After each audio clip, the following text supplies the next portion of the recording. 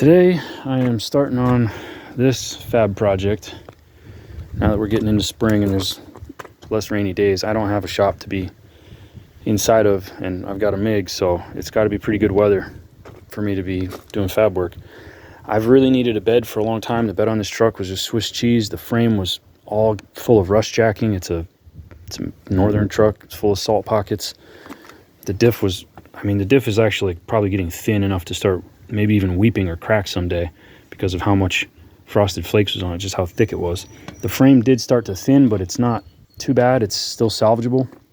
I torched off all the bolt heads, rivet heads for the, well, actually I still got to do these ones for the overloads so that I could get all of the salt pocket trash out of there, because it'll just jack the whole frame apart, break the rivets. I did the U-bolts, and so now I'm working on, I need a bed. I need a heavy steel flatbed that will take a pintle hook up high, like how high a dump truck, a triaxle dump would have it for pulling my tag trailer, because my tag is really tall. I've got a few tag trailers. They're all really tall. One thing you want to consider when you're building a bed, you never want salt pockets. You never want rain pockets. So you want this C-channel right here to be curved down. You don't want that to be strapped down on that and jacking the bed apart. It's not a bad idea to put wood strips, but I would prefer to have airflow. I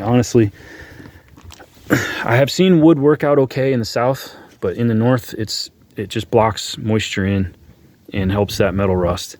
Steel on steel sandwiching is just a terrible idea. That's the last thing you want to do. I know it looks pretty when you paint up a frame, but it still rusts under that paint. So I'm going to be oiling this with a pump sprayer, and I'll just keep it oiled. Paint doesn't make your fasteners all loosen up over time, you know? Paint doesn't stop your brake lines from rotting out, but oil will. Oil will make it easier for you to get that wheel cylinder out or get that drum apart. Just spraying oil, it just works so good, you know? I guess that's enough for now. I still have to figure out how to do the back.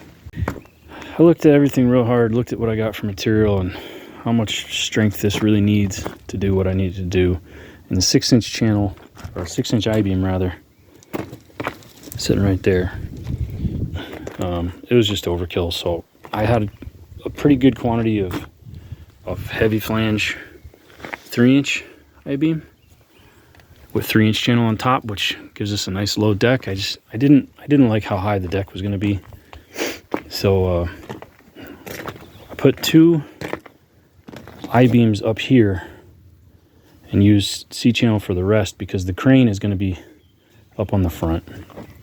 I wrestled with myself. I really like the idea of the crane at the back end, but it would make it hard to deal with having a gooseneck, and I need this truck to pull a gooseneck. No questions about it. It's got to pull a gooseneck. So it's going to have a tucked in goose. It'll have a removable plate section to reveal it, but the crane will be up front and it'll swing loads up onto itself. I'll probably put a drop box on each side.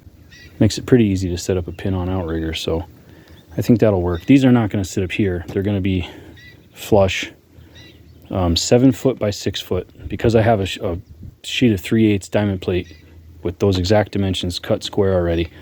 So it's a little narrower than I would have liked. The tires will hang over just a hair. I don't think I can hold that with one hand, but the tires will hang over just a hair. There's going to be stake pockets and a true rub rail. I think it's going to be good. I'm excited. We'll have to do a headache rack. Not 100% on how I'm going to lay that out yet. I kind of want to see the crane go on first, which I need to move a bunch of junk to dig it out and take a look at it.